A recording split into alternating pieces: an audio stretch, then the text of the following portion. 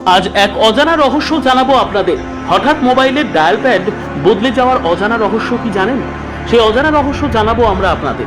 গত কয়েকদিন ধরে সাধারণ মানুষের মধ্যে এক অদ্ভুত অভিজ্ঞতা দেখা দিয়েছে। মোবাইল ফোনের ডায়াল প্যাড হঠাৎ করেই বদলে গেছে। অনেকে ভেবেছেন হয়তো ফোনে ভাইরাস ঢুকেছে বা মোবাইল খারাপ হয়ে গেছে। তবে হঠাৎ পরিবর্তন হওয়ায় অনেক ব্যবহারকারী বিভ্রান্ত হয়ে পড়েছেন। কেউ কেউ বলছেন কল এলে প্রথমে মনে হচ্ছিল এটা হোয়াটসঅ্যাপ কল, আবার কেউ মনে করছেন আগের মতো থাকাই ভালো ছিল।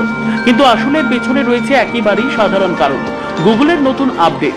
গুগল সম্প্রতি তাদের ফোন বাই গুগল অ্যাপে একটি বড় পরিবর্তন এনেছে, যার ফলে ডায়াল প্যাড ও কল স্ক্রিনের সম্পূর্ণ রূপ বদলে গেছে। আগে যেখানে ডায়াল প্যাড খোলা যেত আলাদা বোতাম দিয়ে, এখন সেটি নিচের অংশে কিপ্যাড নামে নতুন ট্যাব আকারে এসেছে। প্রিয় কন্ট্যাক্টস বা ফেভারিট সেকশনটি আর আলাদা করে নেই, সেটি এখন সরাসরি কল লিস্টের ওপরে দেখা যাচ্ছে। কল আসলে বা কল করার সময়ও স্ক্রিন অনেকটাই পাল্টে গেছে।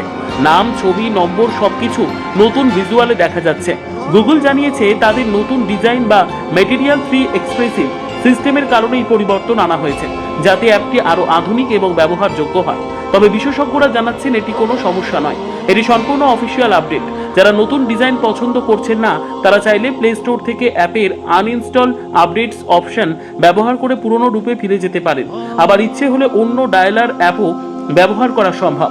সব মিলিয়ে হঠাৎ মোবাইলের ডায়াল প্যাড বদলে যাওয়ার রহস্যগুলো হলো গুগল